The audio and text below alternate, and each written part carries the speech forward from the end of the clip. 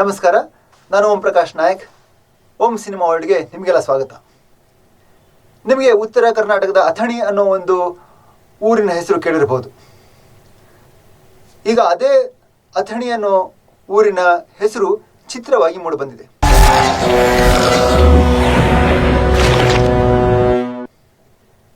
ಈ ಚಿತ್ರ ಒಂದು suspense, murder thriller ಮತ್ತು ಹಾರರ್ ಕಥೆಯಾಗಿದ್ರೂ ಕೂಡ ಇದರಲ್ಲಿ ಉತ್ತರ ಕರ್ನಾಟಕದ ರೈತರ ಒಂದು ಕಷ್ಟವನ್ನು ಸಹ ತೋರಿಸಲಾಗಿದೆ ಅಂತ ನಿರ್ದೇಶಕರು ಹೇಳ್ತಾರೆ.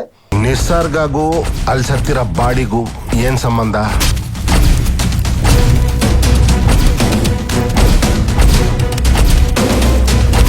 ಈ ಚಿತ್ರ ಯಾವ ರೀತಿ ಇದೆ ಇದ್ರ ಕುರಿತು ನಾವು ಇಲ್ಲಿ ನೋಡೋಣ. ಅಥಣಿ ಒಂದು ಸಸ್ಪೆನ್ಸ್ ಪತ್ತೆದಾರಿ ಚಿತ್ರ ಅಂತ ಹೇಳ್ಬೋದು. ಈ ಚಿತ್ರದ ಕಥೆಯನ್ನು ನಿರ್ದೇಶಕರು ಅವರೇ ಒಂದು ಬರೆದಿದ್ದು. ಕಥೆಯನ್ನು ತುಂಬ ಚೆನ್ನಾಗಿದೆ. ಅಂದರೆ ಇಲ್ಲಿ ಕಥೆಯನ್ನು ಹೇಳುವ ಧಾಟಿ ಮತ್ತು ಅದರ ಸಸ್ಪೆನ್ಸ್ನ ಅಂದರೆ ಹಿಡಿದಿಡುವಲ್ಲಿ ನಿರ್ದೇಶಕರು ಕೆಲವೊಂದು ಕಡೆ ಎಡವಿದ್ದಾರೆ ಅಂತಲೇ ಹೇಳ್ಬೋದು.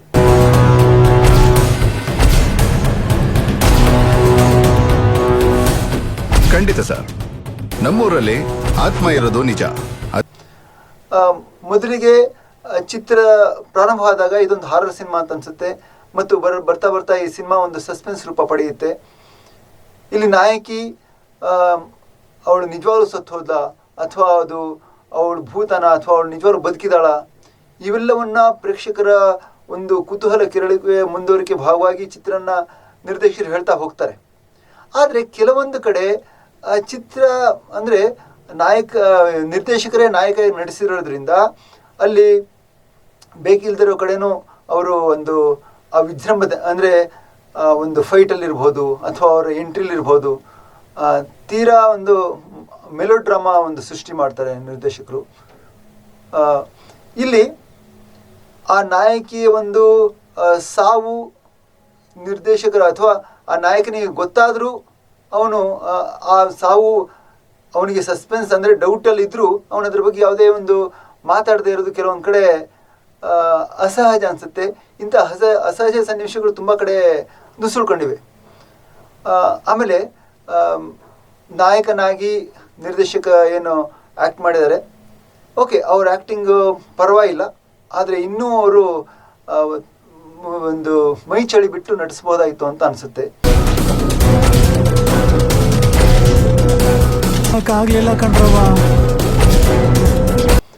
ಇನ್ನು ನಾಯಕಿ ಅವರು ಅಷ್ಟೇ, ಅವರ ಅಭಿನಯನೂ ಪರವಾಗಿಲ್ಲ ಅಂತ ಹೇಳ್ಬೋದು ಹೊರತು ಒಂದು ತೀರಾ ಮೇಲಿನ ಒಂದು ದರ್ಜೆಯಲ್ಲಿ ನೋಡೋಕ್ಕಾಗಲ್ಲ. ಅವರ ಒಂದು ಮುಖಭಾವ ಬಹಳಷ್ಟು ಕಡೆ ಸ್ಟಿಲ್ ಆಗಿರುತ್ತೆ.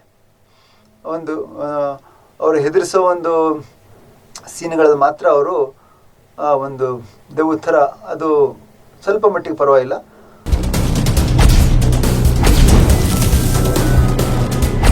ಆದರೆ ಉಳಿದಂತೆ ಅಂಥ ಒಂದು ಇಂಪ್ರೆಷನ್ ಆಗಿ ನಮಗೆ ಅವರು ಕಟ್ಕೊಡಲ್ಲ. ಇನ್ನುಳಿದಂತೆ ಬೇರೆ ಬೇರೆ ಪಾತ್ರಗಳು ತಮ್ಮ ಒಂದು ಪಾತ್ರಕ್ಕೆ ಸಹಜವಾಗಿ ನಟಿಸಿದ್ದಾರೆ ಅಂತ ಹೇಳ್ಬೋದು. ಆಮೇಲೆ ಇದರಲ್ಲಿ ಸುಮಾರು ಜನ ನಾಯಕಿ ಬಿಟ್ಟರೆ ಒಳ್ಳೊಳ್ಳೆ ಫೀಲ್ಡ್ ಆರ್ಟಿಸ್ಟ್ ಇದ್ದಾರೆ. ಹಾಗಾಗಿ ಅವರ ಒಂದು ಆ್ಯಕ್ಟಿಂಗ್ ಬಗ್ಗೆ ಏನು ಮಾತಾಡೋಂಗಿಲ್ಲ, ತುಂಬ ಚೆನ್ನಾಗಿ ಆ್ಯಕ್ಟ್ ಮಾಡಿದ್ದಾರೆ ಎಲ್ಲ.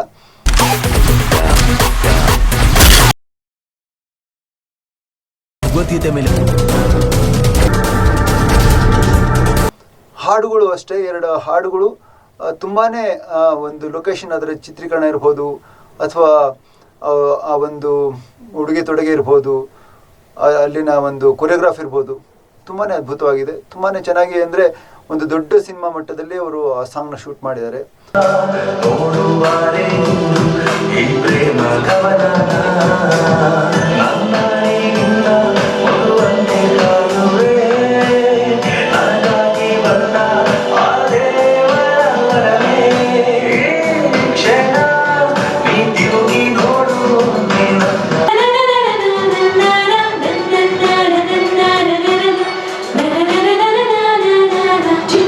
do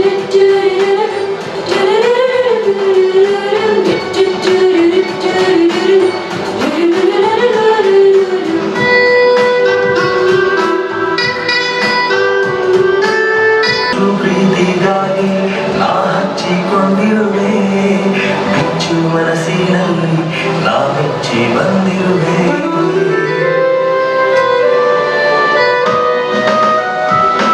ಹೆಚ್ಚು ಪ್ರೀತಿಗಾಗಿ ನಾ ಹಚ್ಚಿಕೊಂಡಿರುವೆ, ಮೆಚ್ಚು ಮನಸ್ಸಿನಲ್ಲಿ ನಾ ಮೆಚ್ಚಿ ಬಂದಿರುವೆ. ಫೈಟ್ ಬಗ್ಗೆನೂ ಹಾಗೇನೆ ಹೇಳ್ಬೋದು. ಫೈಟು ಅಷ್ಟೇ ತುಂಬ ಅಂದರೆ ಪ್ರೊಫೆಷನಲ್ ಆಗಿ ಒಂದು ದೊಡ್ಡ ಚಿತ್ರದ ಮಟ್ಟದಲ್ಲಿ ಅವರು ಫೈಟ್ಗಳನ್ನ ಶೂಟ್ ಮಾಡಿದ್ದಾರೆ.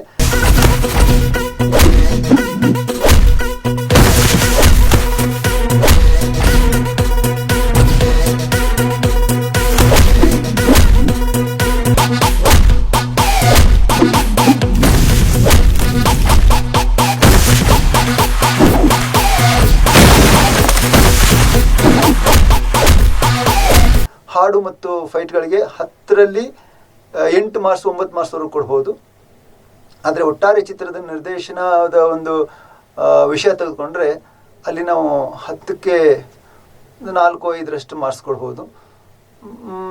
ಈ ಚಿತ್ರದಲ್ಲಿ ರೈತರ ಒಂದು ಹೋರಾಟ, ರೈತರ ಭಾವನೆ ತೋರಿಸಿದ್ದೇವೆ ಅಂತ ನಿರ್ದೇಶಕರು ಹೇಳ್ತಾರೆ. ಆದರೆ ಚಿತ್ರ ನೋಡಿದ ಮೇಲೆ ಅದೆಲ್ಲೋ ಊಟದಲ್ಲಿ ಉಪ್ಪಿನಕಾಯಿ ಊಟಕ್ಕೆ ಉಪ್ಪಿನಕಾಯಿ ಅಂತಲ್ಲ, ಉಪ್ಪಿನಕಾಯಿನೂ ಅಲ್ಲ, ಅದಕ್ಕಿಂತ ಉಪ್ಪು ಒಂದು ಸೈಡಲ್ಲಿ ಹಾಕಿರ್ತಾರಲ್ಲ ಅಷ್ಟೇ, ಅದು ಅದಕ್ಕಿಂತ ಹೆಚ್ಚಾಗಿ ಬಂದಿಲ್ಲ ಅದೆಲ್ಲೋ ಅಂದರೆ ಸಮಸ್ಯೆ. ಆ ಸಮಸ್ಯೆನ ಬೇಸಾಗಿ ಇಟ್ಕೊಂಡು ಮಾಡಿದ್ರು ಆ ಸಮಸ್ಯೆನ ಇನ್ನೂ ಒಂದು ಸ್ವಲ್ಪ ಹೆಚ್ಚುವರಿ ತೋರಿಸ್ಬೋದಾಯಿತು ಅಂತ ಅನಿಸುತ್ತೆ. ಆದರೆ ಇದು ಒಂದು ಪತ್ತೆದಾರಿ ಚಿತ್ರ ಆಗಿರೋದ್ರಿಂದ ಮತ್ತು ಒಂದು ಆ ಮಿಸ್ಟ್ರಿ ದೆವ್ವದ ಒಂದು ರಹಸ್ಯವನ್ನು ಬಿಡಿಸೋಕೆ ಹೊರಟಿರೋದ್ರಿಂದ ಇಲ್ಲಿ ರೈತರ ಒಂದು ಸಮಸ್ಯೆನ ಹೆಚ್ಚಾಗಿ ಹೇಳೋಕ್ಕೂ ಆಗಲ್ಲ. ಹಾಗಾಗಿ ಇದರಲ್ಲಿ ನಿರ್ದೇಶಕರು ತಪ್ಪು ಅಂತ ಹೇಳೋಕ್ಕಾಗಲ್ಲ. ಆದರೆ ಈ ಚಿತ್ರದಲ್ಲಿ ರೈತರ ಒಂದು ಇದನ್ನು ತೋರ್ಸೋಕೆ ಹೊರಟಿರೋದೇ ಒಂದು ಅಷ್ಟು ಸರಿ ಕಾಣ್ತಾರೆ. ಯಾಕಂದರೆ ಇದೊಂದು ತೀರಾ ಆ ಒಂದು ರೈತರ ಸಮಸ್ಯೆಗಳಿಗೆ ಮತ್ತು ಹೋರಾಟಕ್ಕೆ ಸಂಬಂಧ ಇಲ್ಲದೆ ಇರುವಂಥ ಒಂದು ಕಥೆ ಇದು. ಅಂದರೆ ಒಂದು ಸಸ್ಪೆನ್ಸ್ ಮಿಸ್ಟ್ರಿ ಕಥೆ, ಮರ್ಡರ್ ಮಿಸ್ಟ್ರಿ ಕಥೆ. ಆದರೂ ಅದರಲ್ಲಿ ಅವರು ಸೇರ್ಸಕ್ಕೆ ಹೋಗಿದ್ದಾರೆ. ಅದು ಬೇಸಾಗಿ ಇಟ್ಕೊಂಡಿರೋದ್ರಿಂದ ಇದನ್ನು ನಾವು ಓಕೆ ಅಂತ ಹೇಳ್ಬೋದು. ಹಾಗಾಗಿ ಒಟ್ಟಾರೆ ಚಿತ್ರದ ಒಂದು ನಾವು ಅಂಶಗಳನ್ನು ತೆಗೆದುಕೊಂಡ್ರೆ ಚಿತ್ರ ಕನ್ನಡ ಪ್ರೇಕ್ಷಕರು ಒಂದು ಸರಿ ನೋಡೋದಕ್ಕೆ ಯಾವ ಅಡ್ಡಿನೂ ಇಲ್ಲ.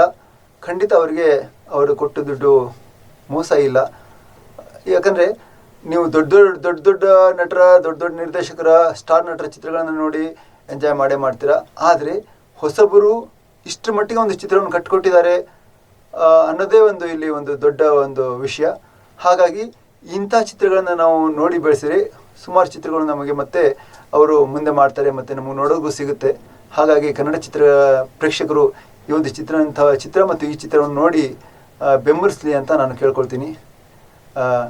ಒಂದು ಸಲ ಚಿತ್ರ ನೋಡಿ ನಿಮ್ಮ ಒಂದು ಕಾಮೆಂಟ್ನ ಹಾಕಿ. ನಮಸ್ಕಾರ.